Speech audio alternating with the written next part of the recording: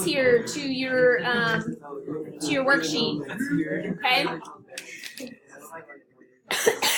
So we're going to fill number 1 completely in. Vertex for number 1, that's your 0, 0. And just like on Friday when we were talking about zeros, this is your parent function. Right? Nothing's being added, subtracted. You're not multiplying by a positive or negative number. Why did I write it? It's just a parent function. Okay? We'll talk about focus on the back in a minute, but the focus for this one is 0, 1/4. The axis of symmetry, that line ends up being right at x equals 0. If you have a highlighter, it's going to be right on that axis. Okay? And they're all vertical lines, because our parabolas are only opening up and down at this point. So they're all vertical lines, so they're all going to start with x equals. Okay? The directrix, which we'll talk about on the back, is going to be y equals negative 1/4. This one opens up, which means it has a minimum value of 0, or you can write it as 0, 0. You can write it as that point, which is right here. So this parabola opens up and pretty quickly starts increasing like this. Okay, your parabola should look nice and easy. Okay, this book does not go into how to get the length of the latest rectum, but it's 1 unit. And there's a y-intercept at 0, 0 and an x-intercept at 0, 0. Because this is the parent function, so it's not moved around, right?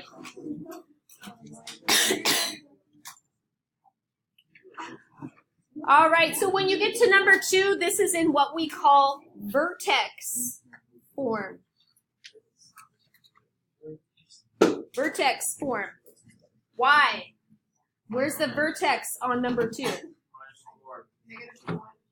Negative 1, negative 4. So, let me shrink that a little bit. The vertex is at negative 1, negative 4. So if you look at this equation, you'll realize that the equation for vertex form is going to be y equals, and there's an a out front, meaning you could have you could have a positive or negative multiplier right there. We call it a. And then it's x minus h squared. And then it's plus k, where hk is your vertex. And then that a, whatever is in there for a, is going to tell you whether it opens up or down. So this one opens which direction? Up. Why? Because it's positive. So out front, there's no negative sign, right? So if it's positive, it's going to open up. If it's negative, it's going to open down. If it's being multiplied by a fraction, that's going to make it wider. And if it's being multiplied by not a fraction, it's going to be skinnier, okay? Narrower or wider. All right, so number 3 is pretty similar to number 2. Jump down to number 4. Not in vertex form. This one ends up being an intercept form, which means that basically if you look at it, to me, instead of saying intercept form in my head, I always say, oh, it's in factored form, right? Because this is if you took a trinomial and you factored it, this would be the factors. And if you plugged in a number here to get 0, what would you plug in? What number plus 7? Negative 7, right? And what number would you plug in here to get 0? Negative 5.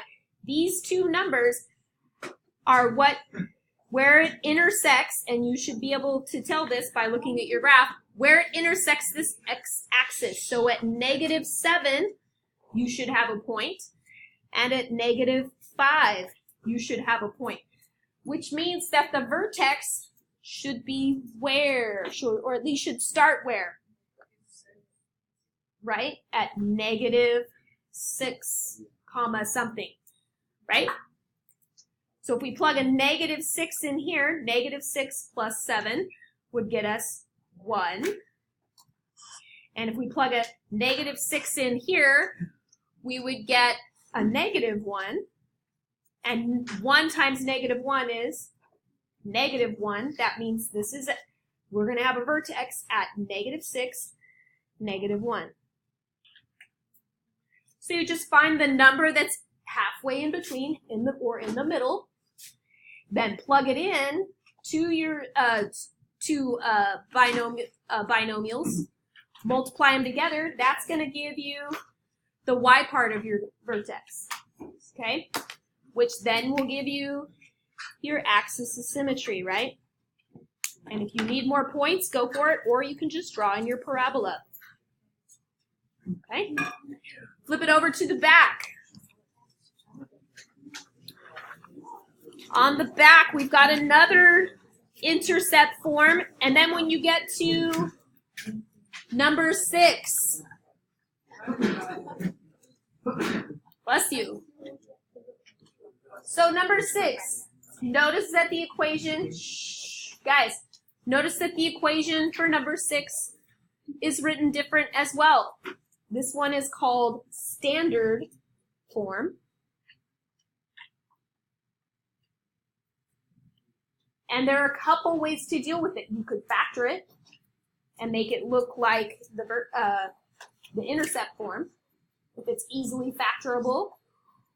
Or to get the x-coordinate of your vertex, you can use part of the quadratic formula. So you would use -b over 2a, and that would get you the x-coordinate of your vertex. Then you plug it back in, and that will get you your y-coordinate of the vertex.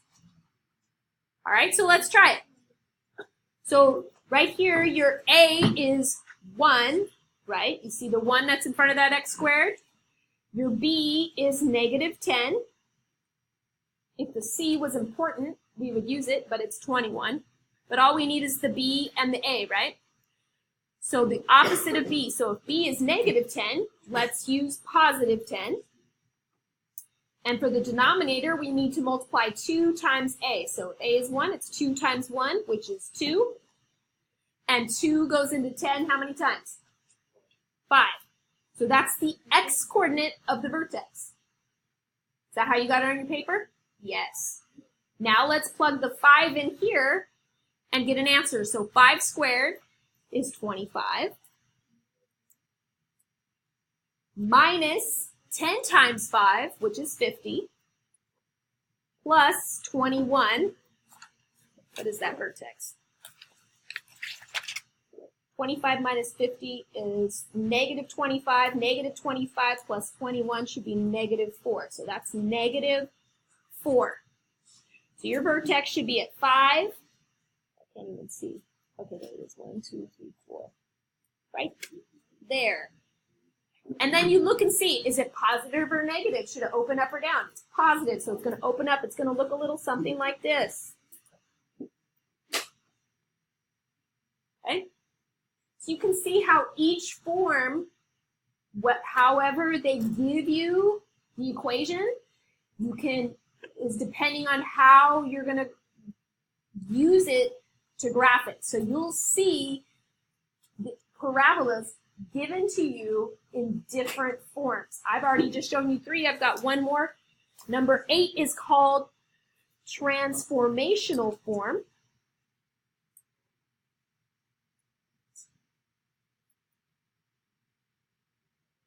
But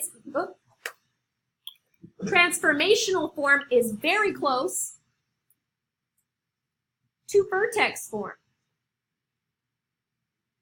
And I prefer Vertex Form. So all I do is subtract the 4, move it over here. Then you can get your vertex. Your vertexes should be, what, -2, and this number, -4. So there's your vertex, just by moving that one number over. Okay?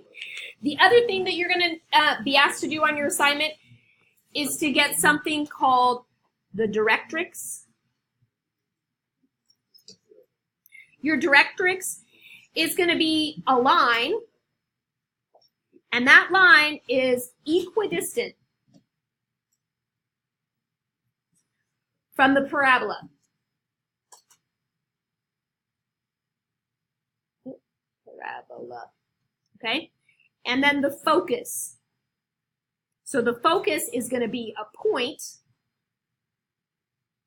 It's going to be on the axis of symmetry. And it's also going to be equidistant from the parabola. So what they're gonna do on your assignment is they're gonna give you they want you to figure out between the three items. They're gonna give you two, and you need to find the one. Okay? So let me show you what I mean. So example, we'll call this example number 1. If they give you a vertex of -5, +1, and a directrix, and it's at -2. So you've got the directrix and you've got the focus.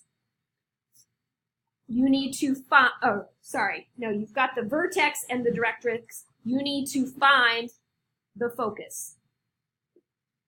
All right, so here's what it looks like. I'm just going to do a rough sketch of a graph at -5, +1. So you go about 5 to the left, up 1, so about right here. This will be the vertex.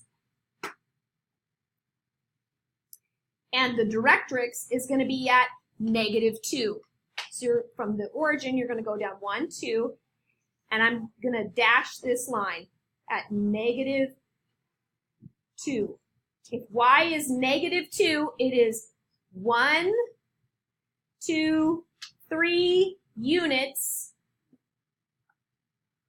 from 3 units from the vertex. That means it's also going to be 3 units from the focus. So from the vertex, you're going to go up 3 units. 1, 2, 3. That means if the vertex, bless you, is at -5, +1, we go up. It's going to be at -5, add 3 to this, it's at 4. So the distance should be the same. These should be equidistant. So they're going to give you 2 of the items. You need to find the missing one. Do you guys want to see one more of those, or are you good? Okay. How about I'll show it to you. You don't